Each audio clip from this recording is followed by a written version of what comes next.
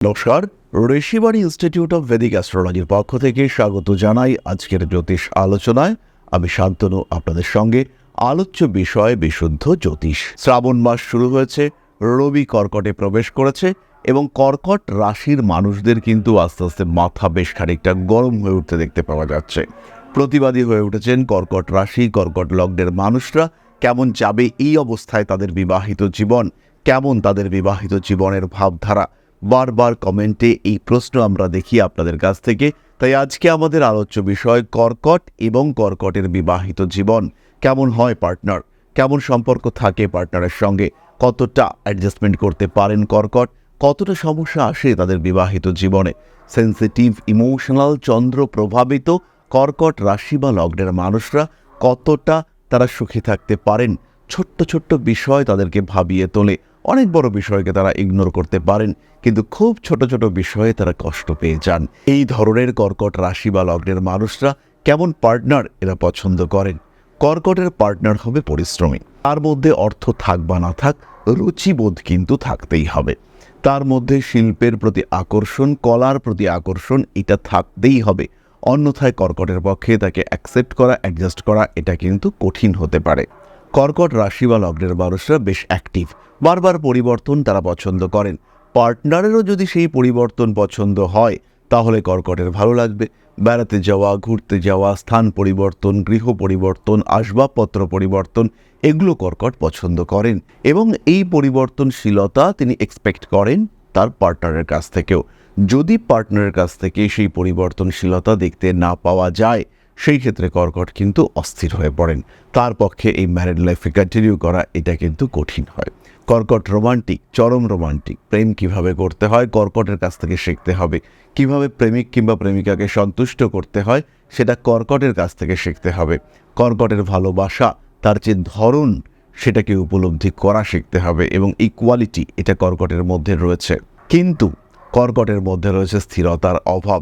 কর্কট প্রাণ দিয়ে ভালোবাসবে, দুঃখ পাবে, প্রচুর কাঁদবে, কিন্তু তারপরে যদি একবার মুখ ফিরিয়ে নেয় কর্কট, তাহলে কিন্তু সে আর ফিরে তাকাবে না।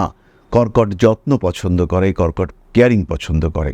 জলের মতো, তরলের মতো কর্কটের অ্যাটিটিউড খুব সফট এবং এই সফট বিহেভিয়ারকে কন্ট্রোল করার জন্য, তাকে ট্যাকল করবার জন্য একটা সঠিক মানুষ দরকার। এই সঠিক মানুষটা যদি কর্কটের জীবনে আসেন তাহলে কর্কট ভীষণ সুখী জীবন যাপন করতে পারেন। অন্যথায় কিন্তু কর্কটের বিবাহিত জীবন কঠিন হয়ে যায়, একটু টক্সিক হয়ে যায় তার রিলেশনশিপ এবং বেশিরভাগ ক্ষেত্রেই কর্কট কিন্তু এই টক্সিক এনভায়রনমেন্ট পছন্দ করেন না। প্রথমে কম্প্রোমাইজ, প্রচুর স্যাক্রিফাইস, তারপরে একটা সময় যখন ব্যাপারটা লিমিট ক্রস করতে থাকে তখন কর্কট কিন্তু আর বিষয়টিকে সহ্য করতে পারেন না। তখন কর্কটের মাথা প্রবল গরম হয়ে যায়। এই অবস্থায় কর্কট নিজের জীবন থেকে শুধু সেই মানুষটিকে নয়, সেই মানুষটির সঙ্গে সম্পর্কযুক্ত সমস্ত কিছুকে নিজের জীবন থেকে দূরে সরিয়ে দেয় এবং কর্কট ইগনোর করতে পারে ভীষণ ভালো। তাই কর্কট যদি একবার রেগে যায়, কর্কট যদি একবার জায়গা থেকে বেরিয়ে আসে, তাহলে কিন্তু সাধারণত সে আর সেই জায়গায় ফিরে যায় না। যদি কর্কট একবার ডিসিশন নেয় যে এই রিলেশনশিপ থেকে বেরিয়ে আসবো, তাহলে কিন্তু কর্কটকে আর সেই রিলেশনশিপে ফিরিয়ে নিয়ে যাওয়া যায় না। স্বামী বা স্ত্রী হিসেবে কর্কট পছন্দ করেন ডিসিপ্লিনড পার্টনার। স্বামী বা স্ত্রী হিসেবে বিশেষ করে বলা যেতে পারে কর্কটের মেয়েরা স্বামী হিসেবে চাকুরিরত মানুষকে পছন্দ করেন। চাকুরিরত মানুষ যার জীবন একটা সিস্টেমে চলছে, সারাদিন পরে সে বাড়িতে আসবে, তার সঙ্গে কর্কট বেশ কিছুটা গল্প করবেন, দিনের সমস্যাগুলি তাদের সঙ্গে শেয়ার করবেন। এইরকম মেন্টালিটি কর্কটের ক্ষেত্রে দেখতে পাওয়া যায়। কর্কট রাশি, কর্কট লগ্নের মানুষ যারা, তারা এই বিষয়টিকে ভীষণভাবে পছন্দ করেন। তাদের মধ্যে একটা রোমান্টিকতা এবং এই রোমান্টিকতার কন্টিনিউইটি, অনেক দিন ধরে এই রোমান্টিকতা বজায় থাকবে, এই বিষয়টা তাদের মধ্যে দেখতে পাওয়া যায়। তৎপর কর্কট রাশি বা লগ্নের মানুষরা সাধারণত একটু কম বয়সেই বিবাহ পছন্দ করেন। অল্প বয়সে বিবাহ করবার এই প্রবণতা এটা জলতত্ত্বকে নির্দেশ করে। কর্কট জলতত্ত্ব দ্বারা প্রভাবিত হওয়ার কারণে একটু তাড়াতাড়ি এই সম্পর্কগুলির মধ্যে জড়িয়ে পড়তে পছন্দ করেন। যদি বাধা বিপত্তি আসে, সেই ক্ষেত্রে কর্কটের মধ্যে কিন্তু বেশ কিছু পরিবর্তন দেখতে পাওয়া যায়। কর্কটের সঙ্গী বা সঙ্গিনী ভীষণ প্রয়োজন। কর্কট একা থাকতে বিশেষ পছন্দ করেন না। কর্কটের কিন্তু সাহচর্য অত্যন্ত প্রয়োজনীয়। আর পার্টনার যদি সঠিক না হয়, সেই ক্ষেত্রে কর্কট কিন্তু ধীরে ধীরে ডিপ্রেশনের মধ্যে, তীব্র ডিপ্রেশনের মধ্যে পড়তে শুরু করেন। কর্কট রাশি বা লগ্নের মানুষরা স্বামী হিসেবে পছন্দ করেন পরিশ্রমী মানুষ।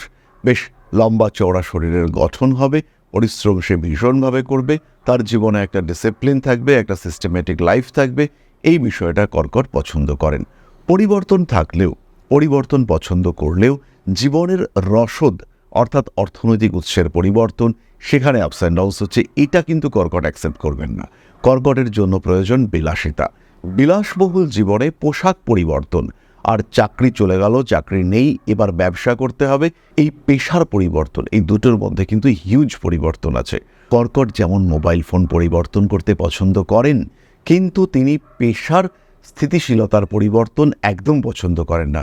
সেই ক্ষেত্রে কর্কটের কিন্তু স্টেবল ইনকাম ভীষণভাবে প্রয়োজন। ইনকামের ক্ষেত্রে যদি স্টেবিলিটি না থাকে, তাহলে কর্কট কিন্তু অস্থির হয়ে পড়বেন। সেই ক্ষেত্রে কর্কটের কিন্তু ভীষণ সমস্যা হবে এবং কর্কটের মধ্যে একটা ডিপ্রেশনের টেন্ডেন্সি, সেটাও সৃষ্টি হতে পারে। সুতরাং কর্কটের পার্টনারকে অবশ্যই হতে হবে স্টেবল। কর্কটের মনের মধ্যে কিন্তু লুকস নিয়েও একটা প্রশ্ন থাকতে দেখতে পাওয়া যায়। মনের মধ্যে শঙ্কা, সংশয় এগুলি থাকে। কর্কট রাশি বা লগ্নের মানুষ, তারা কিন্তু মনের মধ্যে বিভিন্ন ধরনের দুশ্চিন্তা পোষণ করেন। ছোট্ট ছোট্ট বিষয়ে কর্কট চিন্তাগ্রস্ত হয়ে পড়েন, ভীষণ ইমোশনাল হয়ে পড়েন কর্কট রাশি বা লগ্নের মানুষজন। বিবাহের ক্ষেত্রে কর্কটের আরও একটা ছোট্ট রিকোয়ারমেন্ট রয়েছে, সেটা হলো যে কোনো পরিস্থিতিতে ট্যাকল করতে পারে এমন একজন মানুষ। কর্কট কিন্তু পরিস্থিতি কঠিন হলে বিভ্রান্ত হয়ে পড়েন, তাই সামনে এমন একটা মানুষকে দরকার যে কঠিন পরিস্থিতিগুলোকে ট্যাকল করতে পারে। পরিস্থিতি যতই জটিল হোক না কেন, মানুষটা যেন তার বুদ্ধির দ্বারা সেই পরিস্থিতিকে নিয়ন্ত্রণ করতে পারে। স্থিতিশীল একটা মানসিকতা সম্পন্ন মানুষ, এটা কর্কটের ভীষণ প্রয়োজন। না হলে কর্কটের চাঞ্চল্যকে তিনি কিন্তু নিয়ন্ত্রণ করতে পারবেন না। কর্কটের এই চাঞ্চল্য, এইটা কিন্তু কর্কটকে ভীষণভাবে ভোগায়। আর এমন মানুষকে দরকার যে কর্কটের আশেপাশের পরিবেশকে স্থিতিশীল রাখতে পারেন, তাহলেই কিন্তু কর্কট ভালো থাকতে পারবেন। আরেকটি কথা খেয়াল রাখতে হবে, কর্কটের মধ্যে কিন্তু একটা স্বার্থপরতার ভাব রয়েছে। তাই এমন পার্টনার হতে হবে যে কর্কটকে কেয়ার করবে, কর্কটকে গুরুত্ব দেবে। কর্কট কিন্তু এটা সহ্য করতে পারবেন না যে তার স্বামী বা তার স্ত্রী অন্য কোনো মানুষের প্রতি বেশি দায়িত্বপরায়ণ। ইনফ্যাক্ট কর্কট রাশির একজন পুরুষ, তার যে স্ত্রী, তিনি তার বাবার প্রতি যত্নশীল, এটাও কিন্তু কর্কটকে মাঝে মাঝে দুশ্চিন্তার মধ্যে ফেলে। কর্কট প্রচুর অ্যাডজাস্ট করতে পারেন, কিন্তু পজিটিভনেস, এটা কর্কটের দুর্বলতা, এইটা কর্কটের ক্ষেত্রে থাকে। সুতরাং কর্কট রাশি বা লগ্নের মানুষজন, তাদের বিবাহিত জীবন, এইটা স্টেবল হওয়ার সম্ভাবনা কতটা, সেটা আমরা একটা ধারণা দিলাম। এরপরে রয়েছে গ্রহ অবস্থান। হতেই পারে কর্কটের সপ্তমে মঙ্গল অবস্থান করে রয়েছেন, বিবাহের পরে ভাগ্যের চরম উন্নতি, হিউজ ডেভেলপমেন্ট দেখতে পাওয়া যাবে। হতেই পারে কর্কট রাশি বা লগ্নের সপ্তমে বক্রী শনি অবস্থান করে রয়েছেন, সবসময় ডিপ্রেশন, কিছু করার নেই। হতে পারে কর্কট রাশি বা লগ্নের সপ্তমে দেবগুরু বৃহস্পতি নিচস্থ হয়ে রয়েছেন, স্বামী বা স্ত্রী কেয়ারিং, খুব ভালো, যথেষ্ট অর্থ রয়েছে, কিন্তু তিনি শারীরিক দিক থেকে দুর্বল হতে পারেন। আবার যদি এই বৃহস্পতি শ্রবণা নক্ষত্রে অবস্থান করে, সেই ক্ষেত্রে তার সঙ্গে কর্কটের সম্পর্ক ভীষণ ভালো হতে দেখতে পাওয়া যাবে। ধীরে ধীরে সেই মানুষটার যা কিছু সমস্যা রয়েছে, সেগুলো অতিক্রম করে তিনি উঠতে পারবেন। সেই ক্ষেত্রে কোনো রকম দুশ্চিন্তা কিন্তু থাকবে না। সুতরাং গ্রহ অবস্থান এবং দশা, এই দুটোই ইম্পর্ট্যান্ট। দশার ক্ষেত্রে আমরা বলতে পারি, যদি বৃহস্পতির দশা চলে, শুক্রের দশা চলে, শনির দশা চলে, সেই ক্ষেত্রে কর্কট রাশি বা লগ্নের মানুষরা, তারা কিন্তু ভালো থাকেন। কিন্তু অন্যদিকে যদি রাহুর দশা চলে, কিংবা শনি বক্রী রয়েছে, সেই শনির দশা চলছে, কিংবা নবাংশ কুণ্ডলিতে শনি অষ্টম ভাবস্থ, সেই শনির দশা চলছে, তখন কিন্তু বিবাহিত জীবনে ভালো রকম অশান্তি আসতে দেখতে পাওয়া যায়। এই সময়গুলিতে কর্কট রাশি বা লগ্নের মানুষ, তাদের মধ্যে দূরত্ব সৃষ্টি হতে দেখতে পাওয়া যায়।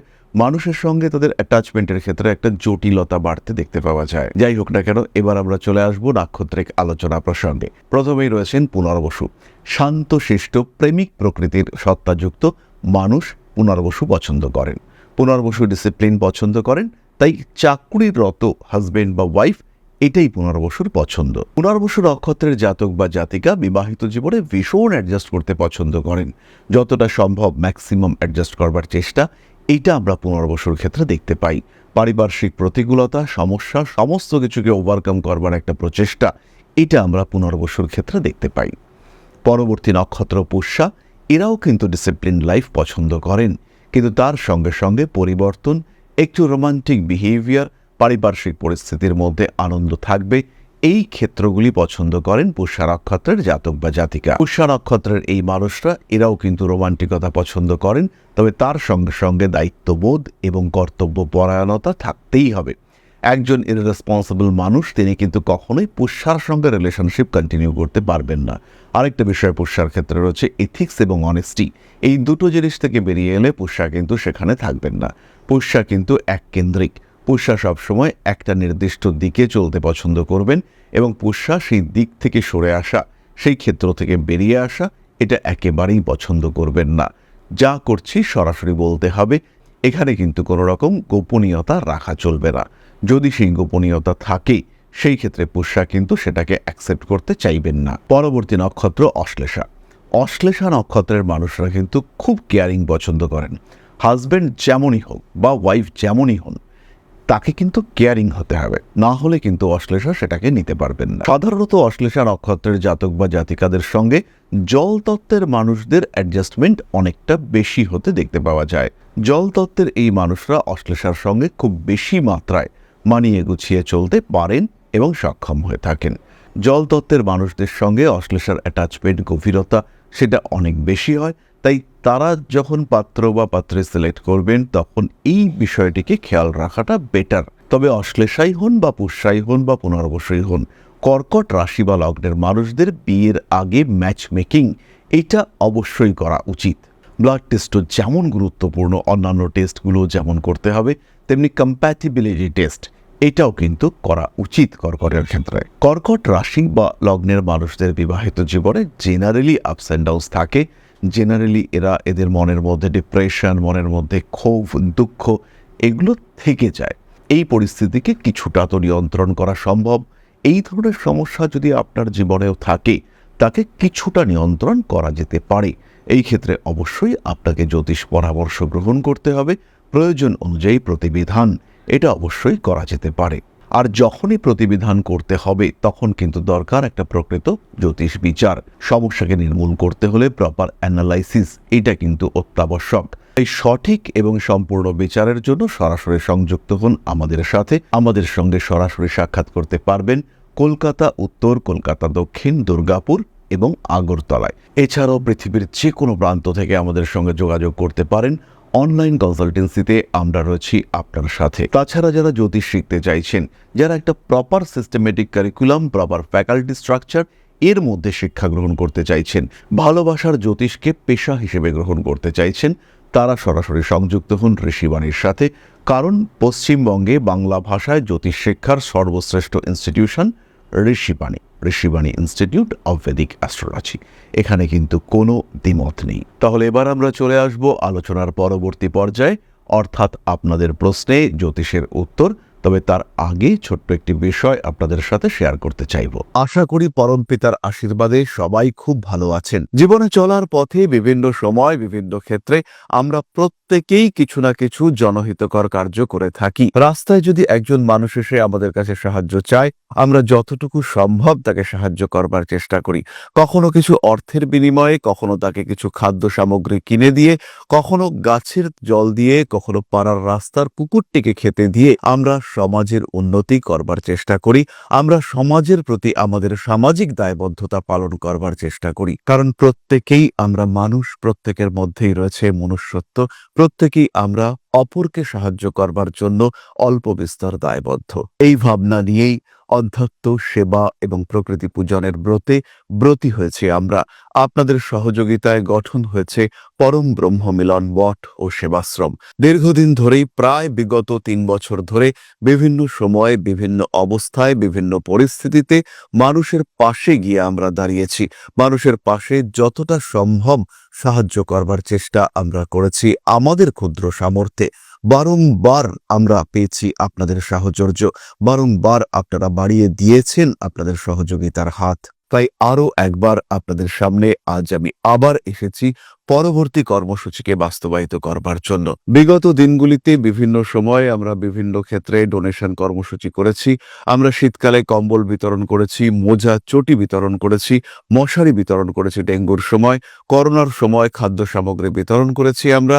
তার সঙ্গে সঙ্গে ছোট ছোট শিশুদের পড়াশুনো এগিয়ে যাওয়ার জন্য সারা বছরের সমস্ত শিক্ষা উপকরণ আমরা বিতরণ করেছি।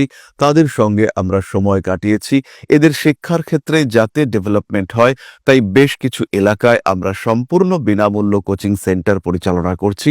এবং বিশেষ বিষয়টি হলো যে প্রত্যেকটি ক্ষেত্রেই আপনারা কিন্তু প্রত্যক্ষ বা পরোক্ষভাবে আমাদের সঙ্গে আছেন। এই কর্মসূচিগুলিকে সঠিকভাবে এগিয়ে নিয়ে যাওয়ার জন্য এবার প্রয়োজন হয়ে পড়েছে একটি পরিকাঠামো, একটি সুগঠিত আশ্রমের, যেখানে বেশ কিছু মানুষ আশ্রয় পাবে, যেখানে বেশ কিছু বৃদ্ধ বৃদ্ধা তাদের দিনগুলিকে আরেকটু খুশির মধ্যে নিয়ে আসতে পারবেন, যেখানে বেশ কিছু অসহায় শিশু তাদের অভিভাবক খুঁজে পাবে, যেখানে বেশ কিছু নিষ্পাপ প্রাণ বিকশিত হওয়ার সুযোগ পাবে, যেখানে বেশ কিছু নিষ্পাপ প্রাণী তারা তাদের আশ্রয় খুঁজে পাবে। এই আশ্রম পরিকল্পনার জন্য, তার পরিকাঠামো নির্মাণের জন্য আমরা একটি জায়গা সিলেক্ট করেছি। সেই জায়গাটি ক্রয় করবার জন্য প্রয়োজন বিপুল অর্থের, যেটি কেবলমাত্র আমাদের প্রচেষ্টায় সংগ্রহ করা অসম্ভব। তাই আপনাদের প্রত্যেকের কাছে ছোট্ট অনুরোধ, প্রত্যেকেই অল্প অল্প করে এগিয়ে আসুন। প্রত্যেকের বিন্দু বিন্দু অনুদানে একদিন সিন্ধু স্বরূপ গড়ে উঠবে পরম ব্রহ্মমিলন মঠ ও সেবাশ্রম। আমাদের প্রত্যেকের স্বপ্ন সমাজের জন্য কিছু করে যাওয়ার, সমাজকে উন্নততর পর্যায়ে নিয়ে যাওয়ার এই যে প্রচেষ্টা, এই যে ইচ্ছে, এই যে উদ্যম, এই উৎসাহ বাস্তবায়িত হবে আপনাদের সহযোগিতার মাধ্যমে। তাই আপনাদের প্রত্যেকের কাছে স্বনির্বন্ধ অনুরোধ, যতটুকু সম্ভব, যতটুকু সামর্থ্য, হতেই পারে অতি ক্ষুদ্র সেই সামর্থ্য, কিন্তু এসে পাশে দাঁড়ান। ইতিমধ্যেই বহু মানুষ তাদের যথাসম্ভব সাহায্যের হাত আমাদের দিকে বাড়িয়েছেন। আমরা তাদের প্রতি কৃতজ্ঞ, আমাদের আন্তরিক ধন্যবাদ আমরা জানাই তাদের প্রতি। এবং আপনাদের কাছেও আমাদের অনুরোধ, আপনারাও একটু একটু করে এগিয়ে আসুন। সবাই যদি অল্প অল্প করে এগিয়ে আসি, তাহলেই কিন্তু বিরাট কোনো স্বপ্ন বাস্তবায়িত হতে পারবে। সকলেই যদি অল্প অল্প করে এগিয়ে আসি, তাহলেই কিন্তু বিরাট এই মহান কর্ম বাস্তবায়িত হতে পারবে। একদিন আমার আপনার প্রত্যেকের স্বপ্ন পরম ব্রহ্ম মিলন মঠ ও সেবাশ্রম আধ্যাত্ম সেবা এবং প্রকৃতি পূজনের এই মহান দায়িত্ব নিয়ে এগিয়ে আসতে পারবে, একটি জায়গা তৈরি করতে সক্ষম হবে। সবাইকে জানাই অগ্রিম ধন্যবাদ এবং শুভেচ্ছা। সবাই খুব ভালো থাকবেন। নমস্কার। তাহলে এবার আমরা চলে আসবো আপনাদের প্রশ্ন করেছেন রাহুল ঘোষ। দাদা, আপনার রাশিগুলোর অ্যানালাইসিস অসাধারণ। আমি আপনার সব ভিডিও উপদেশ অনুসরণ করি। আমার জন্ম 25/6/1987, জন্ম সময় 12টা 18, স্থান মিদনাপুর, নতুন চাকরি আর অর্থনৈতিক অবস্থা যদি পরের ভিডিওতে বলেন। রাহুল, আপনার চাকুরি পরিবর্তনের সম্ভাবনা রয়েছে 2025 সালের অক্টোবর মাসে। অর্থনৈতিক অবস্থা ধীরে ধীরে পরিবর্তন হবে, তবে বিরাট ভালো করবার জন্য আপনাকে অবশ্যই দূরদেশ অথবা বিদেশ যাত্রা করতে হবে। বাড়ির কাছাকাছি বা আশেপাশে নিজের রাজ্যে আপনার ডেভেলপমেন্ট যে খুব বেশি হবে তা কিন্তু একেবারেই নয়, কিন্তু বাড়ি থেকে দূরে, দূরদেশ বা বিদেশ, সেখানে ইমপ্রুভমেন্টের মাত্রা অনেকটাই বেশি। রিলেশনশিপ ম্যানেজমেন্ট নিয়ে কিছুটা সমস্যা রয়েছে এবং এই ক্ষেত্রে আপনি কিন্তু সম্পর্কগুলোর কন্টিনিউয়েশন এটা রেগুলার বেসিসে রাখতে পারেন না। এই ক্ষেত্রে একটা সমস্যা সৃষ্টি হতে দেখতে পাওয়া যায় এবং মানসিক অস্থিরতা সেটাও ক্রমাগত বাড়তে থাকে। এই অবস্থায় নিজেকে নিয়ন্ত্রণ করা দরকার। বুধের প্রতিকার এটা আপনাকে ভালো ফল দেবে। তাহলে আজকের আলোচনা আমরা আর দীর্ঘায়িত করব না। সবাই সুস্থ থাকুন, ভালো থাকুন। মা শ্রী শ্রী আদিশক্তির আশীর্বাদ বর্ষিত হোক আপনাদের উপর। সমৃদ্ধ, আরও সমৃদ্ধ হয়ে উঠুক আপনাদের প্রত্যেকের জীবন। জয় মা আদিশক্তি। নমস্কার। ওং अकारादि पंचाशद्वर्णेभ्यो स्वाहा। ओं प्रतिपादादि तिथिभ्यो स्वाहा। ओं कृष्णपक्षाय स्वाहा। ओं शुक्लपक्षाय स्वाहा। ओं अमावस्याय स्वाहा। ओं पूर्णिमाय स्वाहा।